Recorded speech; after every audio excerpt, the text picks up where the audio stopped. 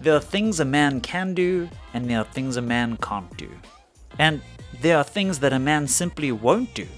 Most artists eventually end up needing to answer this question, and that is, where do I draw the line between what I will do and what I won't do when it comes to commissioned artworks? When you're a struggling artist that depends on the income from your commissioned work, or whether you're somebody who just desperately wants to make something of their passion, this line can get a little bit blurry. An artist that I simply cannot get enough of, his name is Alpe, and to me, I think he's just the modern day Bob Ross. He said in one of his videos, at one point, you simply just get tired of painting naked grandmas.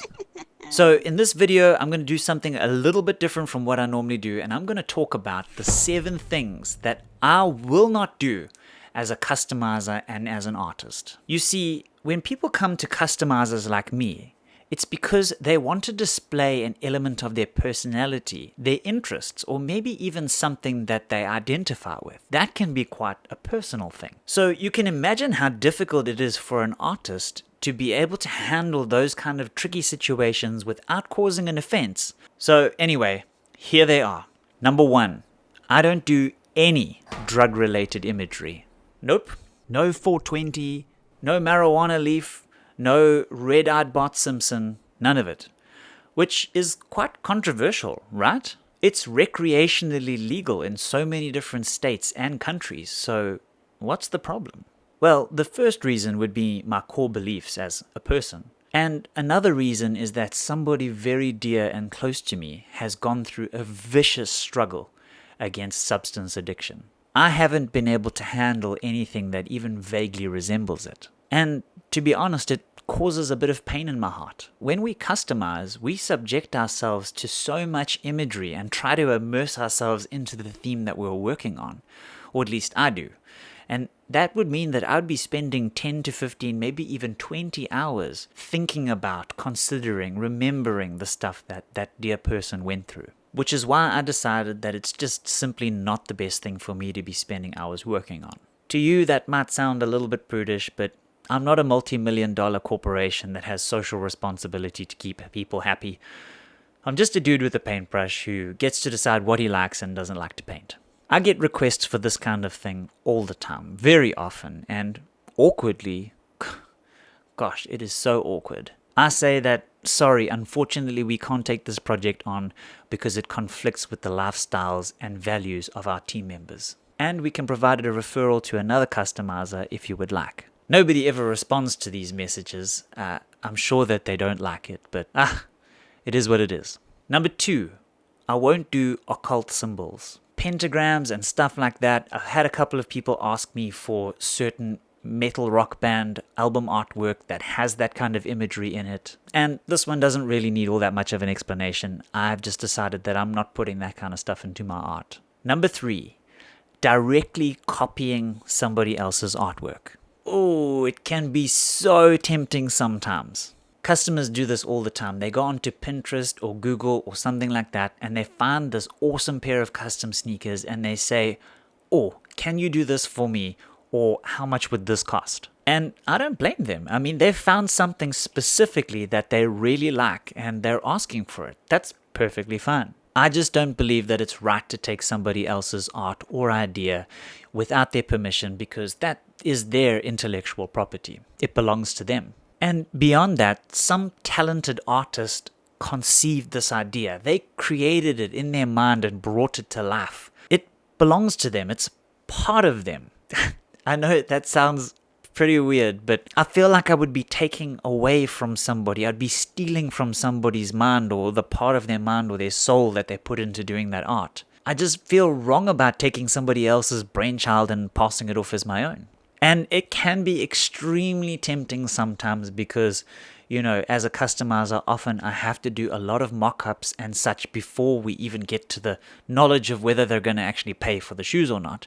So to just say, oh, that's exactly what you want, this is exactly how much it's going to cost, really cuts down on the process for me, and it can be tempting, but better to stay away from that. So what I do, often I tell our customers that here at These Kicks Custom Sneakers, we only do one-of-one original artworks. And if you like something specific about somebody else's shoes, we can use elements of it, but would you be okay with us changing up the design to make it unique and specific to you? I do, of course, borrow elements of other people's work. It's just part of inspiring each other and learning from others. But you got to draw the line somewhere. For me, I like to make sure that it is definitely distinct and recognizably different from the person who I was taking inspiration from. But base copying of somebody else's work, not cool. Just don't do it. And hey, if any of you guys like some of my work and you have seen it and you want to replicate or do that work, just drop me a message or a comment or something like that. There is a 90% chance that I am going to just say, please go for it, tag me in your finished product or whatever it is. But I do think that it is the responsibility, everybody's responsibility to ask if you want to use somebody else's IP. Now, little caveat here. I think it's completely different if you're just trying to do a pair of shoes for yourself and you just really want to do it. You don't need to be an artist or have a reputation for customizing sneakers to be able to just have fun painting a pair of shoes. I think that's completely different from being a customizer, someone who is a self-proclaimed artist who makes money from their work. Let me know what you think about that distinction down in the comments below. I'm really interested to know what your thoughts are, whether it's any different if you're just a novice person who's trying to do some art and copying somebody else's work. If that's completely or anyways different from a customizer who is replicating somebody else's work. Let me know what you think in the comments down below. I'm really interested. All right, number 4. I won't do these.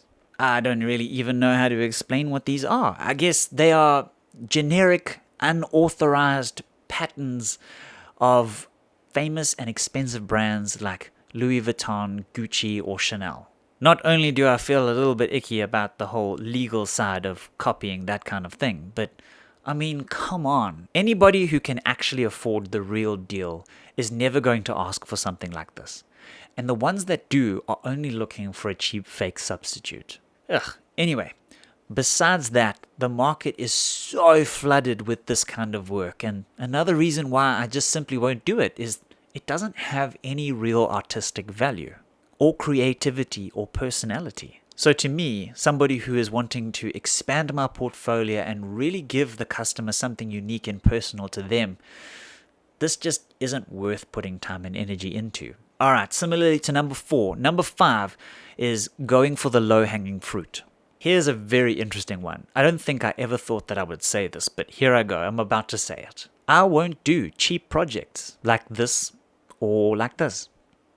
Not because I'm some kind of stuck-up art purist. No, not at all. I actually designed these mock-ups myself quite a long time ago. There was a time when I would take on absolutely any project in order to make a few bucks, as well as get my portfolio out there on YouTube and Instagram. But now that we've got more than a couple of pairs under our belts and we're able to show customers the quality of work that we can do, we get to decide the kind of work that we are and are not willing to do. We get to be a little bit more selective about the kinds of projects that we do.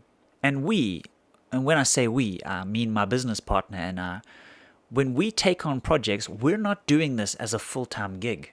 Since we aren't doing this as our main gig, we get to be a bit more selective about the kind of projects we're willing to let eat into our leisure time, because that's when we end up customizing, or something that we're just really excited about. It's not really about the price. The price is kind of an indicator of the complexity or the difficulty of the pair. So because of that, I'm not really going for the $50 to $90 price category for our custom sneakers. And also, as a business decision, we at These Kicks have decided that we are going for the premium custom sneakers experience. So this kind of plays directly into that. I would much rather do two $350 customs than five $70 customs any day, all of the time. It sounds like quite a funny decision, but I mean, you get to decide what is good business and what is efficient business for you, and you definitely get to decide.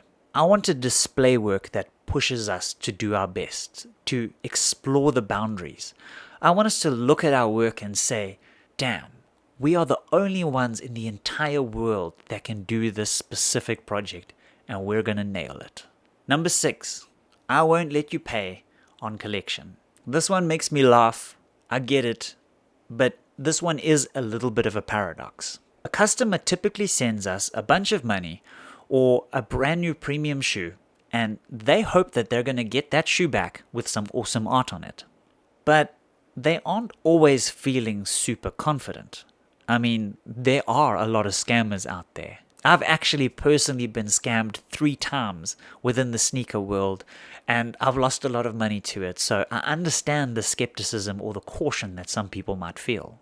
I get it. I understand you fork out quite a lot of cash, and then there's always the fear that the person is just going to leg it, or just not do a good job at what they've promised. But what you need to understand is that what we do is 100% bespoke, specifically made for you, for your order and the specifics that come with it.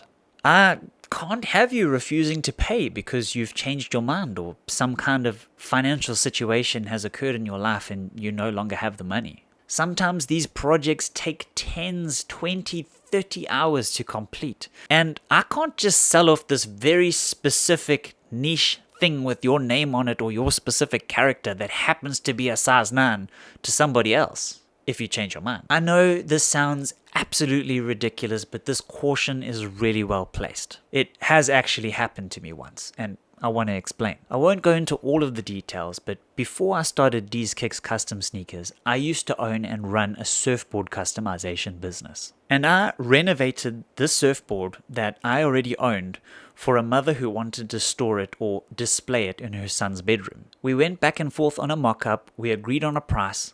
She even paid something small like a 30% deposit. So I did the artwork with her son's name on it. The whole artwork was surrounded by the kid's name. It was just about the name. I don't think I have any photos of it, but then she turns around and says, "No, sorry. She doesn't want it anymore and she thinks that I should sell it to somebody else. Sorry for the inconvenience." I was like, not a chance. I can't sell this to somebody else, and plus, I've already done the work. You're definitely going to pay for it. And when she refused, I said, "Oh, well, this sucks for me and it sucks for you, but, I've got to keep that deposit. That's what the deposit is there for." Long story short, it got really ugly and she ended up threatening me with legal action and all that if I didn't give her her deposit back. And as a young novice, a kid actually, with an unofficial business, I was scared. I was intimidated by this. And I caved and gave her back her deposit because I wanted to protect myself as well as the reputation of my little growing business. But man, never again. For custom sneakers, I think a deposit is fine. You can pay it in multiple installments. Perhaps maybe 1 month you don't have all of the money and you'll pay it half off in 1 month and the other half off the second month. That's cool. But the balance needs to be paid before I come and meet you or I send them off to you. Unfortunately, with this many hours of work is on the line, one simply can't afford to be at the mercy of somebody's consistency or their moral compass. It's just better not to. If you think I'm being extra and being hectic, please let me know down in the comments below. Like I said, these have been learned responses from going through these things the hard way, but I'd really like to know what your guys' thoughts are on stuff like this. And number 7 is that I won't provide you with the shoes when you order. This one can get really confusing, especially when I send out advertising or marketing stuff.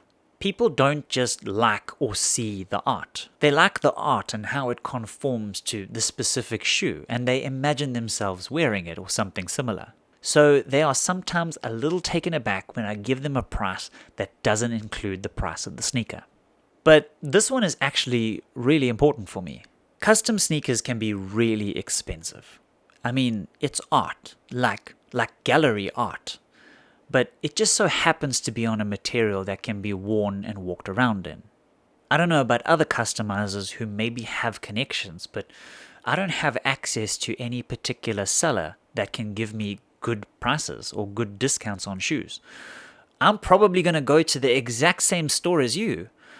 The only problem is I'm going to have to put a markup or a margin on it so that I am making a little bit of money to go through the effort of collecting that shoe.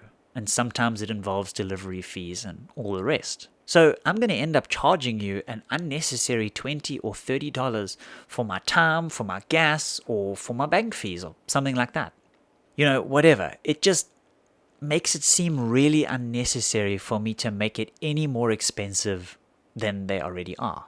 So I made the decision for my business that customers could send us their shoes via courier, or they could order their shoes online and set us as the delivery address. The main area that our business currently operates in has a really cool courier service where for like $8, I can basically send it countrywide in like 2 to 3 business days, and it will reliably and efficiently arrive. And that just works for almost any project. So if customers already have shoes that they want painted, they can just send them. It just makes everybody's life so much easier, and it eliminates the possibility of a customer saying, "Oh dang, the shoe doesn't fit," or "Oh no, this is not the size that I ordered," or even worse, accusations that the pair of shoes that are provided are not genuine Nike Air Force Ones or Jordans or whatever it is. So for protection, for convenience, and for the customer's wallet, and just for the sureness of authenticity, it's much better that they just buy the shoe themselves and provide it to us. It also allows the product that I sell to be specifically and only the art and the skill that we provide in the artwork. There are also some legal issues to consider that I won't go into any detail now because I've already done a whole video on this. And just in general, I concluded that it's much better for the customer to just send us their own shoe or set us as the delivery for the shoe that they have ordered. This has unfortunately turned some customers away, and that completely makes sense. I mean, from time to time, I even get customers messaging me just asking for a plain white Air Force One. They're not even interested in the art. And I'm like, what good does that do me? But unfortunately, this is a line I needed to draw in the sand for my wallet, for my sanity, and just for everybody's well-being. And that's it. Those are the 7 things that I will not do as a customizer. And sure, like I said, it will turn people away. But unfortunately, that's just part of being an artist or being an individual who runs a business where something is so personal for other people as it is personal for me as an artist spending all that time working on it. And I just think it's really important that people realize that they truly have a choice in what they do and don't do, especially in a world where things have gotten so crazy about what you can and can't say. So that's it. That's my little insight into the world of running a custom sneaker business. It's a wonderful gig, but it also has certain things and tricks and lessons that I've learned along the way, and I'm glad I got to share them with you here. If you enjoy custom sneakers or art in general, or want to learn more about running a small business centered around art, not just custom sneakers, then please do subscribe and join along in this journey of creative and entrepreneurial expression as we grow and learn together. And if you enjoyed this video, then you may as well check out this next one because I think it'll really interest you.